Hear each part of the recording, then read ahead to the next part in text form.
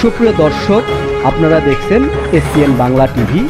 দেখুন ও সাবস্ক্রাইব করুন SPN Bangla TV, দেশ ও মানুষের কথা বলে। দর্শক মণ্ডলী, এসপিএন বাংলা টিভির পক্ষ থেকে আপনাদেরকে জানাই অনেক অনেক প্রীতি ও শুভেচ্ছা। সাথে আছি আমি শাহারুল ইসলাম।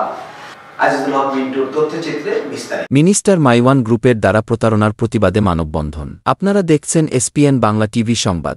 জাতীয় প্রেসক্লাবের সামনে নিরাপদ জীবন চাই আয়োজিত মিনিস্টার মাইওয়ান গ্রুপের চেয়ারম্যান এম.এ. রাজ্জাক খান রাজ ও ব্যবস্থাপনা পরিচালক দিলরুবা তনু এদের দুর্নীতি ও প্রতারণার মাধ্যমে গ্রাহক, কর্মচারী ও নমিনিদের সাথে প্রতারণা এবং মিথ্যে মামলা দিয়ে মোটা অঙ্কের টাকা আদায় করার অভিযোগে মানববন্ধন এর প্রতিকার চেয়ে বক্তব্য রাখেন ক্যান্সার গবেষক অধ্যক্ষ ডাক্তার এস.এম. সরওয়ার। তিনি বলেন, মিনিস্টার মাইওয়ান গ্রুপ দেশের মানুষের সাথে যে সকল প্রতারণা করছেন তা সরকার ও জনগণের অজানা। অন্তর্বর্তীকালীন সরকারের কাছে এই সকল প্রতারণা ও দুর্নীতির বিচার দাবি করেন। তিনি আরও বলেন, মিনিস্টার মাইওয়ান গ্রুপে আমার ছোট ভাই চাকরি নিয়েছিলেন। চাকরির ক্ষেত্রে তাদের কোম্পানির নাকি নিয়ম 2 জন নমিনি লাগে। আমার ছোট ভাই মমিনের চাকরির নমিনি হিসাবে আমরা বড় 2 ভাই 2টি ব্লাঙ্ক চেক আমাদের অ্যাকাউন্ট থেকে প্রদান করা হয়।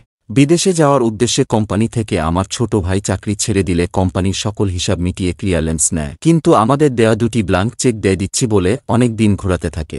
এই সকল ব্লাঙ্ক চেক দিয়ে তারা মোটা অঙ্কের টাকা বসিয়ে ব্ল্যাকমেইল করে।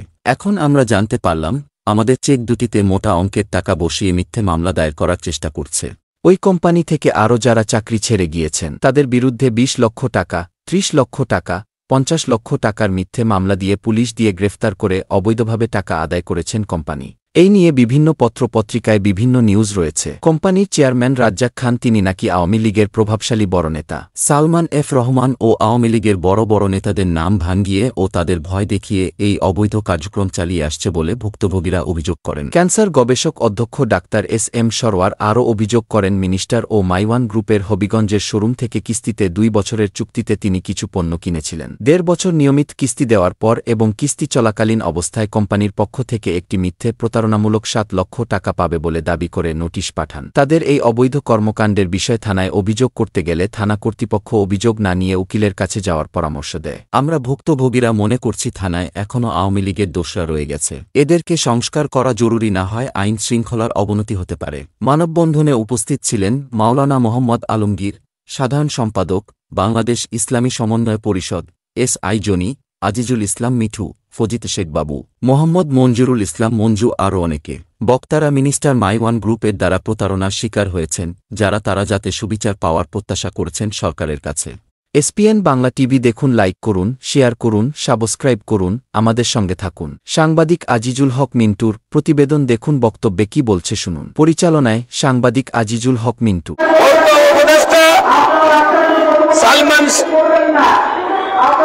সালমান এফ রহমানের নেতৃত্বে যে লুটপাট হয়েছে এর একটি চিত্র আমরা আপনাদের সামনে তুলে ধরছি।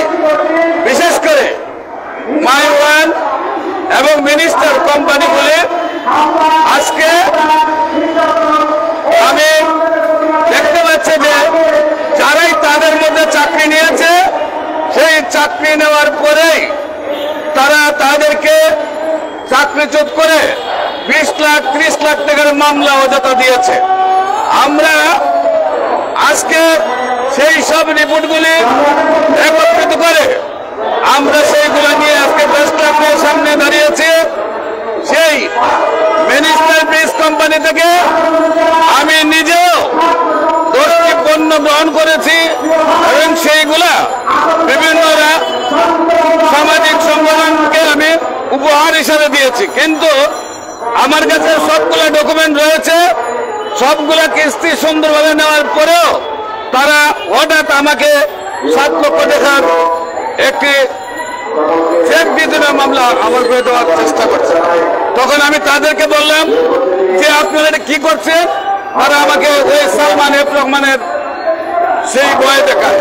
আমি বলতে চাই, আমরা সকল তথ্যগুলি দিব। মিনিস্টার কোম্পানি যাদের সাথে প্রতারণা করেছে তাদের লিস্টগুলো আমাদের কাছে আছে। তারা প্রায় কোটি কোটি টাকা মানুষের সাথে প্রতারণা করে নিয়েছে। সেই টাকাগুলি খুবই অসহায় মানুষ যারা চাকরি করতে হয়েছে তাদের সেই অসহায় মানুষের টাকাগুলি যেন যথাযথভাবে তাদের প্রশাসনের মাধ্যমে আবার তাদের কাছে টাকা তুলে